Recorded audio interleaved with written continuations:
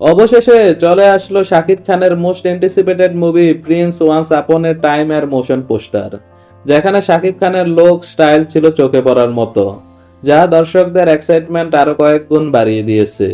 শাকিব খান পরপর একাধিক গ্যাংস্টার ঘরানার মুভি করার কারণে অনেকেই ধারণা করেছিল এখানে হয়তোবা নতুন কিছু থাকবে না, কিন্তু বাস্তবতা সম্পূর্ণ ভিন্ন। পরিচালক আবু হায়াত মাহমুদ শাকিব খানকে সম্পূর্ণ ভিন্নভাবে প্রেজেন্ট করেছেন। এছাড়াও মোশন পোস্টারের ব্যাকগ্রাউন্ড মিউজিক ছিল দুর্দান্ত। সম্ভবত এটি এ মুভির টাইটেল ট্র্যাক হতে পারে। আসছে রোজার ঈদে প্রিন্স মুভির টক্কর হবে সিয়াম আহমেদের রাক্ষস এবং আফরান নিশোর দমের সাথে। শাকিব খান নিঃসন্দেহে বাংলাদেশের নাম্বার ওয়ান সুপারস্টার। 2023 সালে তার প্রিয়তমা সিনেমাটি ছিল সবচেয়ে জনপ্রিয় ও আলোচিত সিনেমা, কিন্তু এ মুভিতে অন্যান্য শিল্পীরা বিভিন্ন ক্যাটাগরিতে জাতীয় চলচ্চিত্র পুরস্কার পেয়েছেন, শুধুমাত্র শাকিব খান ছাড়া।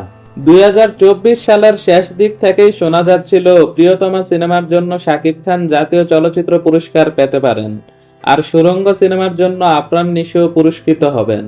সুড়ঙ্গর জন্য নিশো যেমন পুরস্কার ডিজার্ভ করে, ঠিক তেমনই প্রিয়তমার জন্য শাকিব খানও পুরস্কার ডিজার্ভ করে। তাই তখন মনে হয়েছিল দুজনেই পুরস্কার পেলে সেটাই সবচেয়ে ভালো ও ন্যায্য সিদ্ধান্ত হবে, কারণ সত্যি বলতে দুজনেরই পারফরমেন্স ছিল অনবদ্য। কিন্তু শেষ পর্যন্ত সেই সিদ্ধান্ত এসে দাঁড়ালো একজনের মধ্যেই। শাকিব খানের ক্যারিয়ারে পুরস্কারের কোনো কমতি নেই, কিংবা তার কোনো আফসোসও নেই, কিন্তু যখন একটি ভালো কাজের যথাযথ স্বীকৃতি দেয়া না হয় তখন তা দৃষ্টিকটুও লাগে।